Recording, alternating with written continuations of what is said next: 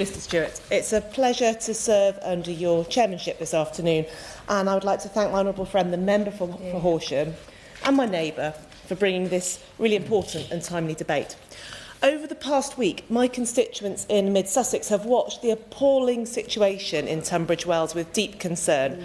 Families left without water for days on end, businesses forced to close, vulnerable residents unable to wash or cook.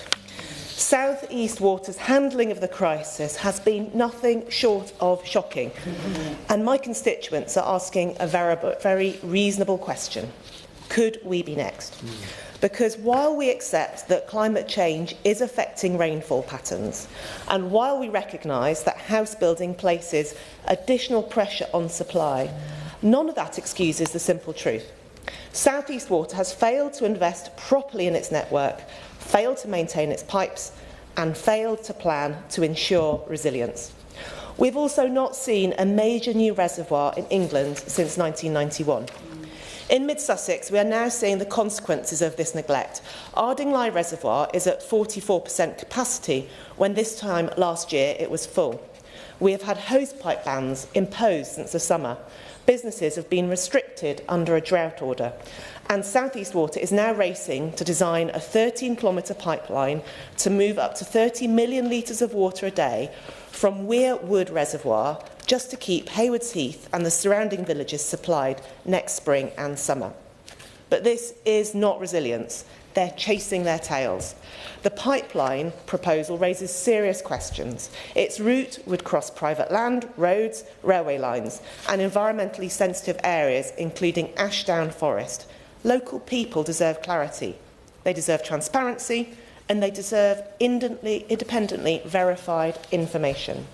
Not only on the feasibility of the pipeline, but on every contingency plan the company claims to be developing. So I call on the Minister to go further today. We need a full assessment of South East Water's long-term resilience and investment strategy.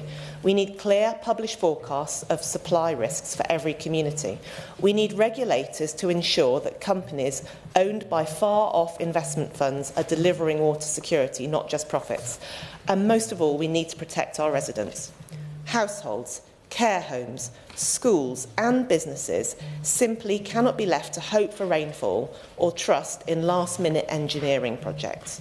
My constituents expect and deserve reassurance that the disgraceful scenes in Tunbridge Wells will not repeat themselves in Haywards Heath, Burgess Hill, Linfield, Cookfield or anywhere else in mid-Sussex.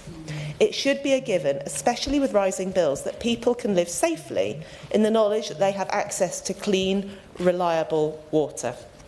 And for a government with massive housing targets, it is unreasonable to expect local people to support targets of more than 1,000 homes per annum, which are being delivered when they know that the existing population's water demands are at best precariously met. It breaks a social contract. So I will draw my comments to a close there, and I look forward to hearing from the Minister how she plans to ensure this can be better managed in the future.